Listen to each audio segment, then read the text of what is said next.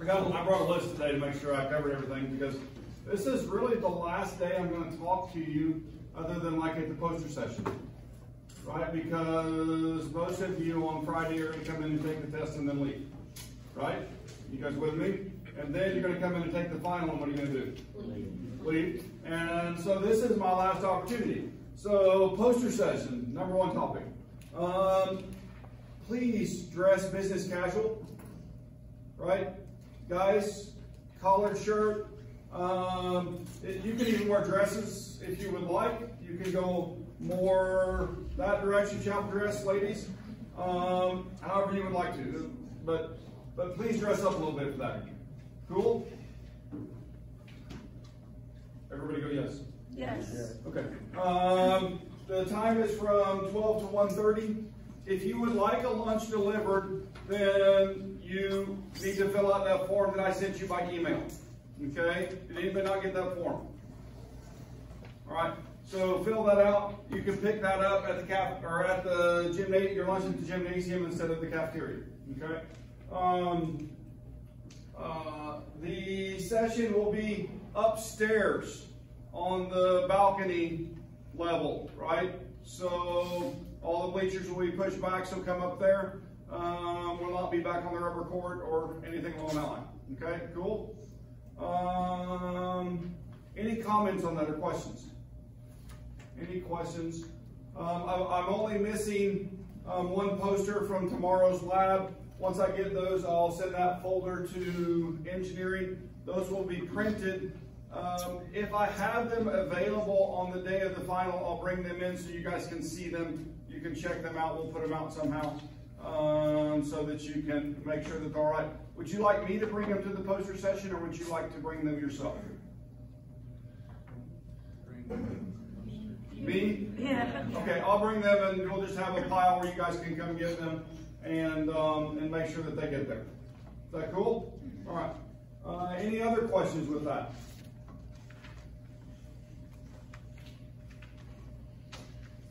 All right. Evaluations. I haven't looked to see how you guys are doing, but if you haven't done them, please, please, please, please do those. Okay?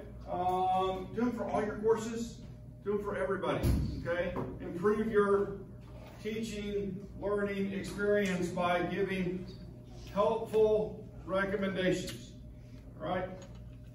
I can promise you, and this really has happened to me. I'm gonna tell a very blood honest story right now. Is that okay? I would have quit teaching if I'd only got one of the comments, because it was my first year, right? Second semester, first year, and I had a comment that said, Dr. Garrison is the worst teacher that I've ever had. He should be fired today. He should not be allowed to teach in any classroom. And it was very, very descriptive. And the last sentence was, I hate him. I don't know how you guys feel when you read something like that about yourself, but it really hurts. Okay? And if I hadn't had the very next comments, which said Dr. Garrison is the very best teacher that I've ever had, we should hire more faculty just like him, and he's a really great teacher, right? I would have quit. But I can tell you this honestly, neither one of those evaluations could change what I was doing. Do you guys understand what I'm saying right there? They didn't change how I taught. They just made me feel really bad and really good about myself. Luckily, that kind of balanced, right? And I thought, well, I'll give it another year and I'll try to make some changes based on some of the comments that students said this would help them. Does that make sense? And so I'm encouraging you to do that for your teachers, because when you tell them you hate them or love them, those don't help them improve your teaching, okay? All right? It doesn't. But things like if we could get more paper homework, right? We don't do enough stuff on paper, or we do too much on paper. God, it's overbearing. The homework load seems excessive for this course, right? Those types of things. Those are useful. Okay, and then you kind of, if you think the homework level is about right, then make that comment too, right? The expectations there and the way it's managed is good. And so support the things that are helpful, right? And do that for all your teachers. and then our college becomes a better place for you to learn and for the next generation to learn. And you guys can influence it in that way. So that's my last cheer for please do evaluations and please do constructive criticism. Okay? So anyway, test Friday. All right, I have an announcement about the test Friday. I don't know if this will make you feel better or worse. I consulted with my Chem students that also work for me, and we agreed that this was the best mechanism, but I wanted to give you a little bit of help on Friday for the test, and so I'm going to allow a one-page cheat sheet. You have to make it yourself. It has to be in handwriting, and you have to turn that in when you get done with your name on it. Cool? Is that reasonable? Yes. I'll even give you a few points for turning it in. Okay? So that's part of the test. A cheat sheet. Deal? Yeah. All right. The test will be over chapters 16 through, there may be a few questions on radioactivity from 20, but only what we covered in line. Okay? So that's going to be the test. All right. So you also have scratch paper. You can turn that in, and I'll give partial credit. That's because I'm not going to do a regrade or redo on these, right? Because there's not enough. There's the time window's not big enough. That's why I'm doing this. Plus, I think that it'll make you study that a little bit more intently than if I just made it open book, because you have to make the cheat sheet. That means you have to go through it at least once. Cool? Yeah. Do you know when our past test corrections are going to be in? They're done. I just haven't got them entered yet. So thank you for being patient with me, but I'll get those as quickly as I can. It probably won't be this week. It's probably going to be the first next week. It's kind of busy right now. So, cool? Yeah. What were those chapters again for the test? 16 through 20. Okay. Yeah. And then the same with 19, it'll only go up to where we cover in class today. All right, that'll be the last of the material that we cover for that. Question was asked last night. The sapling chapters on radioactivity and electrochemistry are extra credit, but the one on directionality is assigned. Okay, so just to make sure that you realize that. I had that out wrong in my brain based on chapter number, but I corrected that. So anyway, any other questions on sapling? I did open up almost those last 4 chapters, 3 or 4 chapters to May 4th, which is the final day. Yeah. Question. I was doing like the older ones from last semester, the learning curve. Yeah, the learning curve, yeah. Yeah, the sig figs. Yes. Well, I kept getting them wrong because it kept saying that they're completely different from the sig figs I was taught. And when I asked someone about it, like from this class, they told me what I thought sig figs were, so now I'm just confused on what sig figs are. You can come by and we can visit about that. But like if I'm looking at this number, 0.0021, this is 2 sig figs, right? I could rewrite that as 2.1 times 10 to the minus 1, 2, 3. And is that maybe one of the things that you're worried about? Yeah, I was taught that that'd be 4 sig figs. No, that's a placeholder.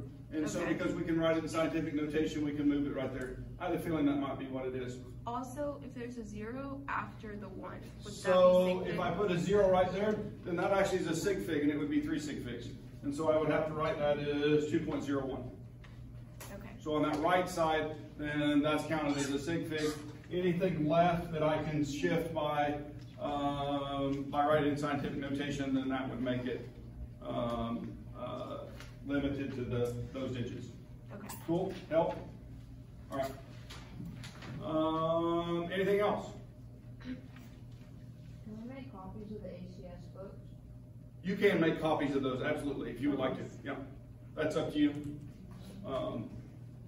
The study guides. Yeah. Yeah. For immediate use, now you can't sell those or anything along that line, a copyright issue, right? But for immediate use, then you could copy pages. Yeah. That's what I think anyway. I'm on film.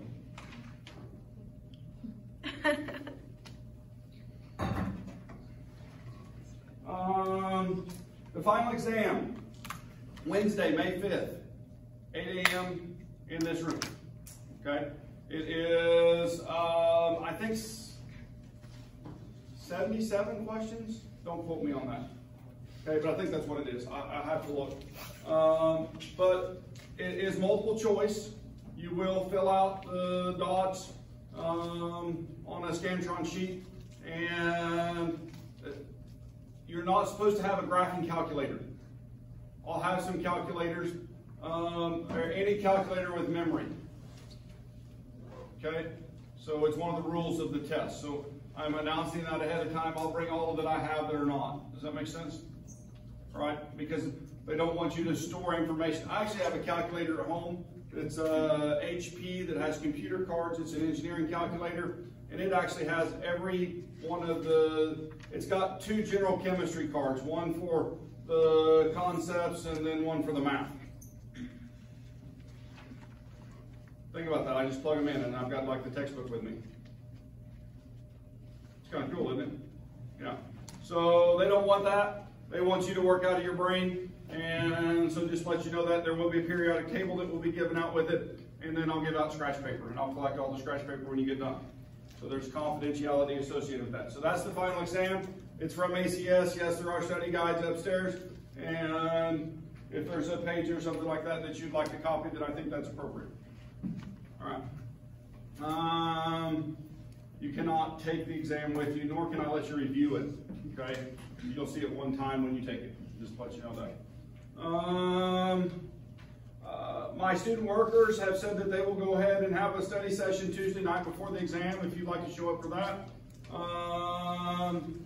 And there'll probably be some all week would be my guess. I don't know for sure. I haven't talked to the students, but I would like to keep those open for finals week. So that means that there should be one Sunday through Tuesday for you guys. Okay? And then of course there's study sessions this week. For Thursday, tonight and Thursday. Cool? All right. Any other housekeeping? Any other housekeeping? You guys think we need to wash our hands to finish up housekeeping? You want me to show you how a chemist washes his hands? Oh yeah.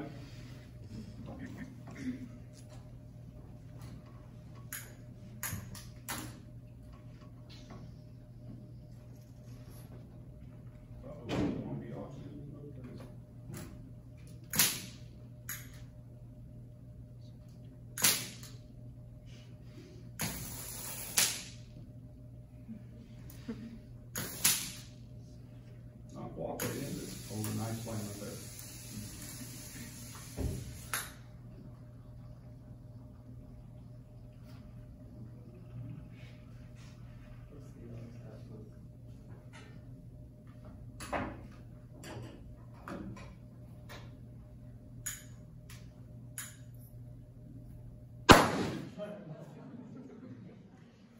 How was that? Are your hands clean? Do what? Yeah, clean perfectly. What was it? Good one? Yeah. Do it on your hands. No. Makes you nervous enough as it is. So that was oxygen and acetylene, or actually MAP gases, the common gas. You can see the little floaters from the incomplete combustion, but it was just fuel, right? But that was a in bubbles, okay? Now, if I had cupped my hands like this, what would have happened? Blowing your fingers off. It would blow my fingers off, okay? That's a very dangerous mixture. Why did it not blow my fingers off when I held the bubbles out like this? It had no pressure. So there was nothing containing the explosion. The explosion went out and moved those molecules away from my hand, right? But that is can be a very, very dangerous mixture. If I filled this room with it and detonated, I would take the building down. Okay? Because it would be contained. I couldn't release the pressure as it converted over to CO2 and water. Yeah. Cool? what were you doing in the styrofoam cup? Oh, I was making bubbles. Oh, okay. So I had soapy water in the bubble, or in the cup, and so I took the fuel mixture and I tuned the fuel mixture to get the right amount of oxidant and fuel, right? And so that was the blue oxidizing flame. And so once I made that good flame, then I extinguished the flame when I put it into the beaker, actually, or the styrofoam cup, put it all the way to the bottom. And this is the truth, guys. I literally, it was a smaller beaker than this, but I had this in a beaker one time and detonated the beaker, and it blew the top off the beaker. That was enough containment to tear up a beaker. That's why we do it in styrofoam cups now. Cool? Yeah. All right. Any other comments, questions? So we've cleaned our hands. You're in housekeeping. Chemist stuff. All right. That's, yeah, we ended the semester with a bang, didn't we? Oops, up one slide. Do you guys remember this? Yep. Oh, the black thing, wasn't it? Floating. You guys remember the Nernst equation? I want to go up and I want to talk about RT and F, all right, which is Faraday's constant, gas constant, and temperature in the right units. But the temperature, if you set it at 25 degrees C, right, and then use the gas constant in Faraday's, then 0.0292 when I'm using the natural log is the appropriate value for those three, right? And, oh no, that's wrong, 257, my bad, 257. The 92 is from the other one. Bad memory, right? And so when I'm using the natural log, then those would be replaced in that first equation. You guys see that it's using the natural log ln(q). But what about this next one? It's actually using E0 cell, and then that value is 0.0592 divided by N. Tornado?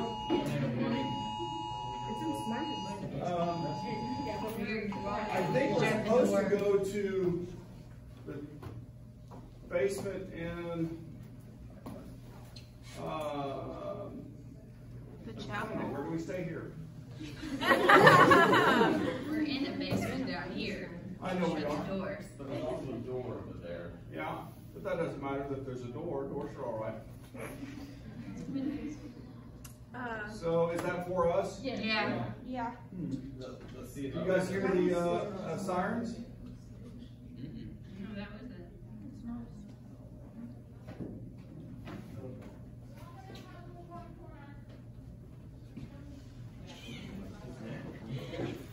Gabby, are we supposed to stay down here? Is that right?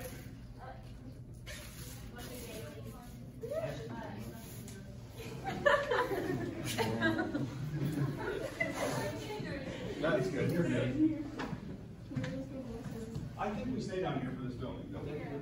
Usually we went up the... There's a tornado. Let's walk across the road. From the basement. Across the road. There's one for this area. Well, we get explosions and tornadoes. And it's exciting last night. Yeah, all this stuff. So do we stay here? Yes. Yeah, Dr. Kinley, that was the case. We're actually supposed to be in these two rooms. So we have some people that are starting to join us. Most of them are going to Dr. Zimmerman's to listen to biology lectures. But We just got emails. Yeah, we just got this. Oh, yes. Yeah. come in. We just got a text. Yeah, we just got a text earlier. Hey! Nice.